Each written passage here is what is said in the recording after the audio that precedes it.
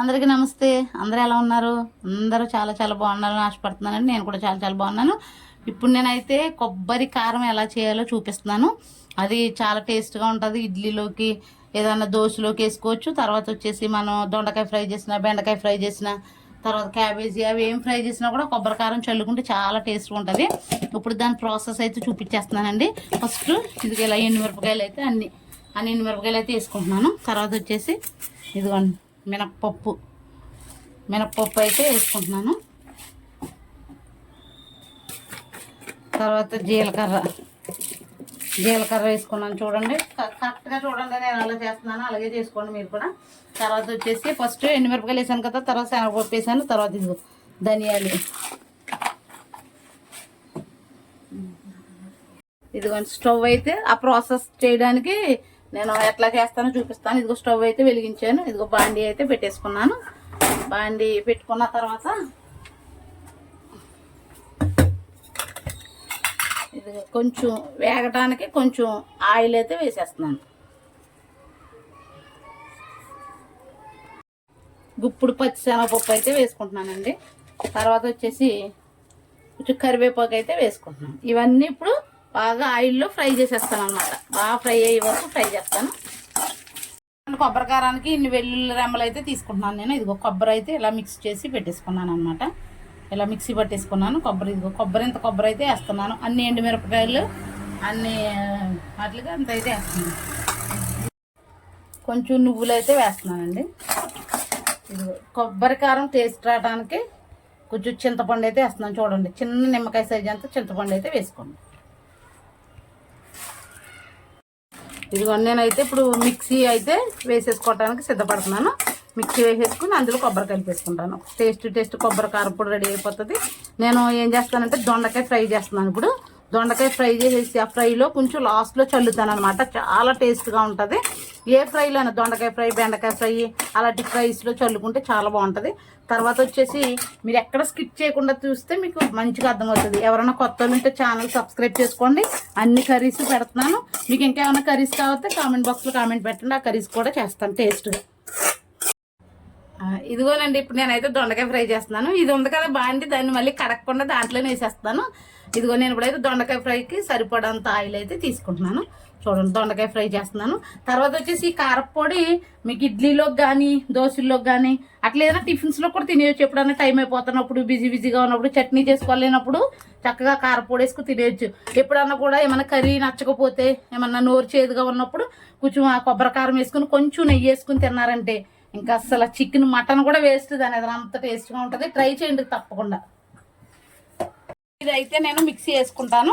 చూడండి, ఇంకో వెల్లుల్లిపాయలు అయితే ఇక్కడ రెడీ చేసి పెట్టుకున్నాను. ఒకసారి ఇలా బ్లెండ్ చేసి తీసేసి వెల్లుల్లిపాయలు వేసుకుంటాను. ఇదిగో దొండకాయ ఫ్రైకి ఇక్కడైతే అందులో వెల్లుల్లిపాయలు అందులో వేసాను. దొండకాయ ఫ్రై ఇప్పుడు ఎలా చేయాలో అది కూడా చూపిస్తూ ఉంటాను. దాన్ని కూడా స్కిప్ చేయకుండా చూడండి. మీరు స్కిప్ చేయకుండా చూస్తేనే కొబ్బరి కారం ఎట్లా ఉంది, దొండకాయ ఫ్రై రెండు సైమల్టేనియస్గా చూపిస్తున్నాను. ఎక్కడ స్కిప్ చేయకుండా చూడండి, ఓకేనా? దొండకాయ ఫ్రైలో వెల్లుల్లిపాయలు వేసాను. తర్వాత వచ్చేసి తాలింపు సరుకులు అన్నీ వేసేసాను. ఇంకా ఉల్లిపాయ, పచ్చిమిరపకాయ, కరివేపాకు కూడా వేసేస్తాను.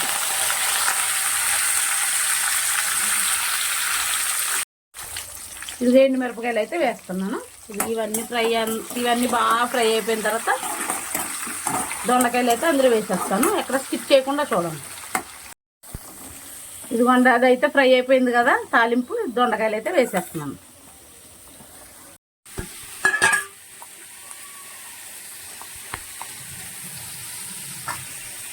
ఇదిగోండి, ఇలా అయితే మిక్స్ చేసేసుకున్నాను నేను. అది మొత్తం ఎండుమిరపకాయలు అన్నీ వేసాను కదా, శనగపప్పు, మినప్పప్పు, ధనియాలు, జీలకర్ర అవన్నీ వేసాను కదా, నువ్వులు అవన్నీ కలిపి ఇదిగోండి ఇలాగైతే మిక్స్ చేసేసుకున్నాను.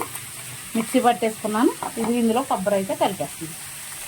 మన టేస్టీ కొబ్బరి కారం అయితే రెడీ అయిపోయింది. అది కొంత దొండకాయ అయితే వేసేసాను కదా, కొంచెం సాల్ట్ వేస్తే దొండకాయ చక్కగా మగ్గిపోతుంది అనమాట. మన రుచికి తగ్గ సాల్ట్ వేసుకుని తర్వాత మళ్ళీ మీరు ఎంత కావాలో చూసుకుని వేసుకోండి. ఇది మగ్గిపోవడానికి మూత అయితే వేసేస్తుంది. ఇదిగోండి మన టేస్టీ కొబ్బరి కారం అయితే రెడీ అయిపోయింది. నేను ఇప్పుడు దొండకాయ ఫ్రై ఎందుకు చేస్తున్నానంటే దొండకాయ ఫ్రైలో చూపిస్తే మీకు అర్థమవుతుందని చూపిస్తున్నాను. ఇది ఇడ్లీలోకి అన్నింటిలోకి వేసుకోవచ్చు, ఏదైనా ఫ్రైలో కూడా వేసుకోవచ్చు అనమాట.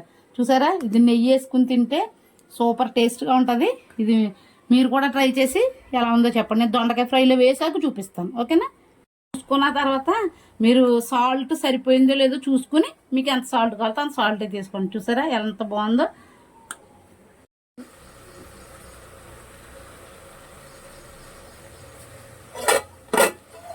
ఇదిగోండి దొండకాయ అయితే మగ్గుతుంది కదా, నేను కొంచెం సాల్ట్ వేసి మూత పెట్టేసాను. అవన్నీ వేసి చూడండి దొండకాయ ఎలా మగ్గిందో. ఎంత మగ్గితే అంత మంచిది. నేను ఇందులో ఇప్పుడు కొంచెం పసుపు కొంచెం కారం కూడా వేసి లాస్ట్లో వచ్చేసి అది ఇది చెప్పాను కదా, ఇది అయితే కొంచెం చల్లేస్తాను. ఇది కొంచెం పసుపు అయితే వేసుకుంటున్నాను. మళ్ళీ మరి కారం సరిపోతుందో లేదో అనేసి కొంచెం కారం అయితే వేసుకుంటాను. దొండకాయ మగ్గిపోవడానికి ఇక్కడ నేనైతే మూత అయితే పెట్టేస్తాను. ఇదిగోండి దొండకాయ అయితే ఫ్రై అయిపోయింది కదా, ఫ్రై అయిపోయింది కాబట్టి ఇదిగోండి నేను చూపించాను కదా కొబ్బరి కారం అయితే వేసేస్తాను. ఇది తిన్నారంటే అండి అసలు మళ్ళీ అదే చేసుకోవాలంటారు. కొబ్బరి కారం ఎక్కడ స్కిప్ చేయకుండా ఏమేమి వేసానో గుర్తుంది కదండి. నువ్వులు కూడా కొన్ని వేసుకోండి, కొంచెం టేస్ట్ కోసం చింతపండు వేసుకుని ఎక్కడ స్కిప్ చేయకుండా చూసి ఇలా దొండకాయ ఫ్రై కానీ బెండకాయ ఫ్రై కాకరకాయ ఫ్రైలో వేసుకున్నారండి పిల్లలు ఏంటి అందరు ఇష్టంగా తినేస్తారు. ఇదిగోండి ఇప్పుడు మన టేస్టీ దొండకాయ ఫ్రై అయితే రెడీ అయిపోయింది. ఈ వీడియో కనుక మీకు నచ్చినట్లయితే లైక్ చేయండి, షేర్ చేయండి, సబ్స్క్రైబ్ చేయండి, కామెంట్ బాక్స్లో కామెంట్ చేయండి. ఓకేనా, సీ యూ టుమారో.